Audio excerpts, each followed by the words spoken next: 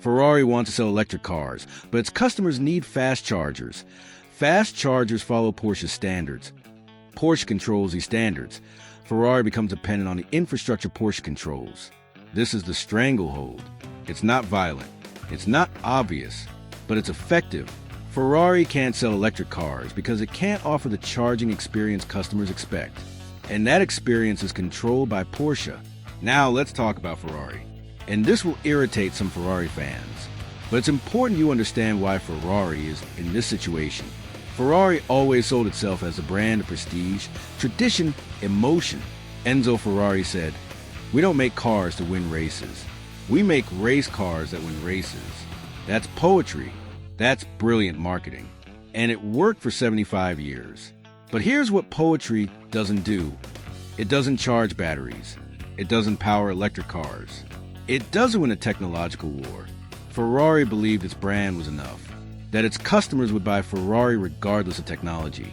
That tradition was more important than innovation, that the V12 sound was more important than energy efficiency. And while Ferrari was celebrating its V12S, Porsche was studying how to dominate tomorrow. Porsche knew the world would change. New electric vehicles would win. New infrastructure would be critical, and it prepared for it. Ferrari woke up late, very late, and now it's paying the price. Let's be specific. Ferrari launched its first electric car in 2025. Porsche already had the Taycan since 2019. 6 years difference. 6 years of market experience. 6 years of customer data. 6 years of technology refinement. 6 years of infrastructure building. When you have a 6-year advantage in an industry changing this fast, you're not just ahead, you're on another planet. So here's what you need to understand about this war. It's not a war of cars. It's a war of strategy. Porsche isn't trying to make a better car than Ferrari. It's trying to make it impossible for Ferrari to make a good car. And it's working. In this video, we're going to uncover how a brand that most people think is just a sports car manufacturer is actually engineering the collapse of its biggest rival. We're going to understand the layers of this strategy. We're going to see how Ferrari, with all its history, all its reputation, is about to lose a war it didn't even know it was losing. Because this isn't just a story about cars. It's a story about how strategic intelligence beats tradition. How vision of the future beats celebration of the past. How Porsche, a brand many consider just a sports car, is about to dominate the automotive industry. To understand this war, you need to understand why now. Why Porsche chose this moment. Why Ferrari is so vulnerable. And why this electric transition is the most important inflection point in modern automotive history. Let's start with a historical fact. The automotive industry is undergoing its biggest transformation since the invention of the car. For 130 years, the automotive industry was dominated by one thing, the internal combustion engine. Everything revolved around it. Engineering, design, manufacturing, supply chain, everything. An internal combustion engine is incredibly complex. It has thousands of parts. Combustion systems, cooling systems, transmission systems, exhaust systems. It requires expertise in metallurgy, mechanical engineering, fuel chemistry. It's a technology that took 130 years to master. And Ferrari? Ferrari is one of the few companies in the world that truly masters this technology. Ferrari's V12 is a work of art. It's cutting-edge engineering. It's the result of decades of experience. But here's the problem. Nobody wants it anymore. Not because Ferrari's V12 isn't good. It's because the world changed. Governments are banning combustion engines. Europe will ban them in 2035. China is banning faster. The US is incentivizing the transition. And customers? Customers are demanding electric cars. Now, an electric car is completely different from a combustion engine car. No cylinders, no valves, no combustion system. It has an electric motor. It has a battery. It has an energy management system. It has software. All the expertise Ferrari developed over 130 years, all that combustion engine engineering, suddenly doesn't matter anymore. It's not useless, but it's no longer the competitive advantage. And Porsche? Porsche saw this coming, and it prepared. Let's talk about the timeline. In 2019, Porsche launches a Taycan, its first electric car. It's a revolutionary car. It has cutting-edge technology. It has fast charging. It has exceptional performance. Porsche starts learning about the electric market, starts collecting data, starts understanding what customers want. From 2020 to 2023, Porsche refines the Taycan, launches new versions, improves technology, expands charging infrastructure, invests billions in battery research and development, signs exclusive contracts with suppliers, develops patents, builds expertise. In 2024 and 2025, Ferrari finally accepts it needs to make electric cars, starts developing its first electric model. But it's already late, very late. What's the difference? 6 years. 6 years of experience. 6 years of data. 6 years of refinement. 6 years of infrastructure building. Now, you might think, okay, Porsche has a 6-year head start, but Ferrari is Ferrari. It can catch up quickly. Wrong. Because the advantage isn't just experience. It's resource control. Let's talk about batteries. An electric car battery is the most expensive and most critical component. It costs between 30% and 40% of the car's total price. And battery quality determines car performance. Now, how many companies in the world make quality batteries for electric cars? Not many. Maybe 10, 15 at most. And the best ones? LG Energy Solution, Samsung SDI, CATL, BYD, Porsche, over the last 6 years, signed exclusive contracts with the best battery manufacturers. This means Porsche has priority access to the best batteries. Ferrari? It's in the queue. What's the result? Porsche can make an electric car that's better, faster, more efficient than Ferrari's. Not because Porsche is smarter at design, but because it has access to better components. And that's just the beginning. Because the electric transition isn't just about batteries. It's about an entire supply chain being reorganized. Like it's delirium, like it's delirium, I got delirium, like it's delirium, yeah, like it's delirium. She just wanna bounce to it, baby. When you have a combustion engine, the supply chain is very specific. You need suppliers of cylinders, valves, combustion systems, exhaust systems. These are companies that have existed for 100 years. They have expertise. They have relationships with car manufacturers. But when you switch to electric, the supply chain changes completely. You don't need cylinders anymore. You need batteries. You need electric motors. You need energy management systems.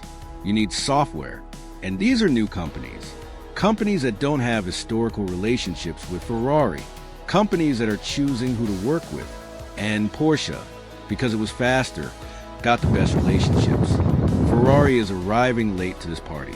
And the best suppliers are already committed to Porsche. What's the impact? Simple. Ferrari can't compete on equal terms. If Ferrari had started the electric transition at the same time as Porsche, it would have had access to the same suppliers, the same resources, the same opportunities. It would have been a fair competition. But because it started late, it's at a disadvantage. And that disadvantage isn't small. It's structural. It's systemic. It's hard to overcome. Porsche doesn't need to do anything special now. It just needs to keep doing what it's doing. And Ferrari will fall further and further behind. That's what makes this war so interesting. Because it's not a war of brute force. It's a war of strategic intelligence. Porsche saw the future coming. It prepared. And now it's reaping the rewards of that preparation.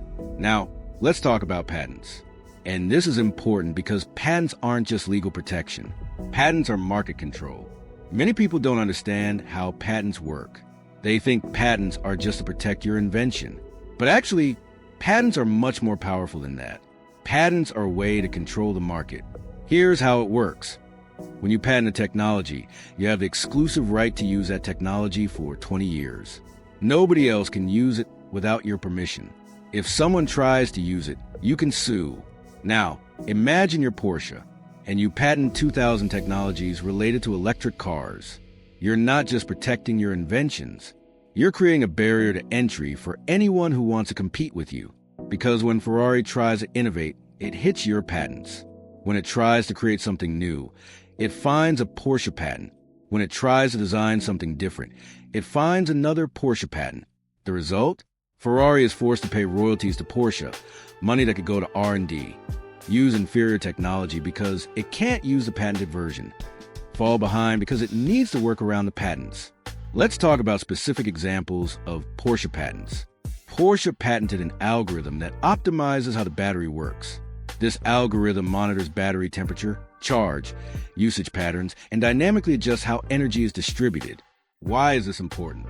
Because a well-managed battery lasts longer, charges faster, works better in extreme temperatures, is safer.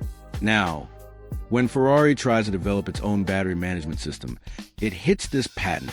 It can try to do something slightly different, but it will be inferior because Porsche already optimized it. Result: Porsche's electric car has a battery that works better.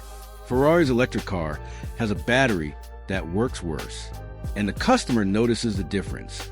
Porsche patented a system that allows charging a car in 15 minutes. This is cutting-edge technology. It involves battery cooling systems during charging, algorithms that control charging current, special connectors that can handle high power, software that manages the process. When Ferrari tries to develop a similar fast charging system, it hits multiple Porsche patents. It can try to do something different, but it will be slower or less efficient. Result: a customer who buys a Porsche can charge in 15 minutes. A customer who buys a Ferrari needs 30 minutes. Which experience is better? Obvious.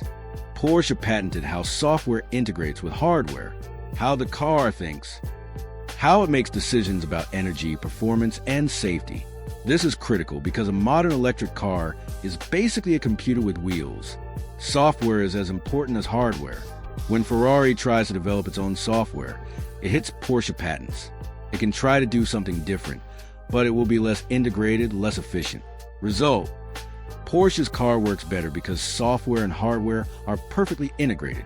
Ferrari's car works worse because software and hardware aren't as well integrated. Porsche patented specific designs for electric motors, designs that are more efficient, more powerful, more compact. When Ferrari tries to design a better electric motor, it hits Porsche patents. It can try to do something different, but it will be less efficient. Result: Porsche's motor is better. Ferrari's motor is worse. You see the pattern? In every critical aspect of an electric car, Porsche has a patent, and Ferrari can't work around these patents without paying royalties or using inferior technology. Now, you might think, okay, Ferrari can pay royalties. True, but it costs money. Money that could go to R&D, money that could go to marketing, money that could go to reducing the car's price. And if Ferrari pays royalties on every car it sells, the car's price goes up. And if the price goes up, it sells fewer cars. And if it sells fewer cars, it has less money for R&D. And if it has less money for R&D, it falls further behind. And if it falls further behind, it sells even fewer cars. It's a vicious cycle, and Porsche created this cycle with its patents. Now, you might think Porsche patented these technologies just to protect its inventions. But no, Porsche patented these technologies to block the competition. This is a known business strategy. It's called a patent thicket, a forest of patents that makes it impossible for anyone to innovate without hitting a patent. Porsche isn't using these patents just to protect its cars. It's using them to prevent Ferrari from innovating. It's using them to force Ferrari to pay royalties. It's using them to leave Ferrari at a competitive disadvantage. And it's completely legal, because patents are exactly for this, to give the inventor the exclusive right to use the technology. But the effect is devastating for Ferrari, because Ferrari can't compete on equal terms. It's always at a disadvantage, always paying royalties, always using inferior technology.